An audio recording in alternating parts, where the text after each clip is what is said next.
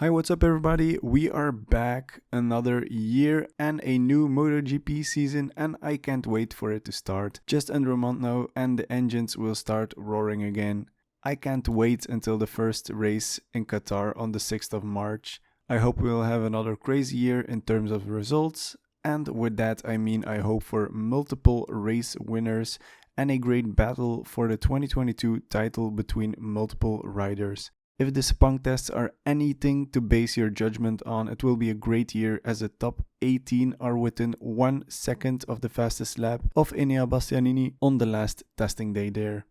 But I will start this preview with going over the rookies. We have 5 rookies this year and I think they all can ride at a very high level as they demonstrated during the first tests. So I'm gonna start off with Raul Fernandez. He will ride for the Tech 3 KTM Factory Racing Team. He will ride a KTM obviously. He is a Spaniard, he has 21 years of age and he was the Moto2 runner-up in 2021. Then I'm continuing with his teammate Remy Garner. He will also ride for the Tech 3 KTM Factory Racing Team. He will also ride a KTM. He's an Australian. He will be 24 years old when the season starts and he is the Moto2 World Champion from 2021. Then maybe a surprise, Darren Binder. He will ride the With You Yamaha RNF Racing MotoGP team, formerly known as the Petronas Sepang Racing Team. He will ride a Yamaha. He is a South African, brother of Brad Binder. He is 24 years old and he was 7th in the Moto3 Championship in 2021. Then Fabio Di Gianantonio, he will ride for Gresini Racing MotoGP team. He will ride a Ducati. He is an Italian. He is 23 years old and he was a 7th in the Moto2 Championship in 2021. Then the last rookie is Marco Bezzecchi. He will ride the Mooney VR46 Racing team on a Ducati. He is an Italian obviously. He is 23 years old and he was the 3rd in the Moto2 Championship in 2021. But nonetheless, my rookie to watch this year will be Marco Bezzecchi because I think he has adapted fast to the big bikes and it will suit him well as the Sepang test suggested, and I also think he has one of the better technical packages of the rookies to ride this year. Then my underdog to watch this year will be the same as last year, and that will be Aleix Espargaro, and this is because I think the Aprilia package has improved overall and I want to see what he does with it, and he's also a very underrated rider in my opinion, so it would be nice to see if he can do good things.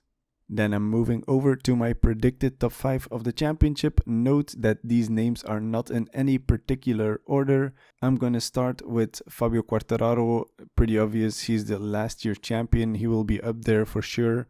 Second is Francesco Bagnaia because he was very strong near the end of last year's season, so I hope he can continue this momentum into this season. Then my third one is Marc Marquez because he's fully fit, he can test, his diplopia is fixed, I hope for him. His arm is pretty good, so I hope he will be able to battle for the front places. Then the fourth one, and this was a tough one for me to put in, but it's Jorge Martin because he's on a not factory bike, but kind of factory bike, if you know what I mean. He's not in a factory team, so it will be tough for him to be world champion, but I think he has a lot of talent. He was very good last year, so I think he can give us some very nice results. Then my fifth guy is Joan Mir because I think he will be able to bring the Suzuki to a new level and he's just a very good rider, so I'm pretty sure he will be able to do some great results on the Suzuki this year. Then I have a dark horse for this year, that's going to be Enea Bastianini because I think he's not going to be in the top 5, but I think he will be able to surprise us like he did last year with a couple of nice podiums and maybe a win.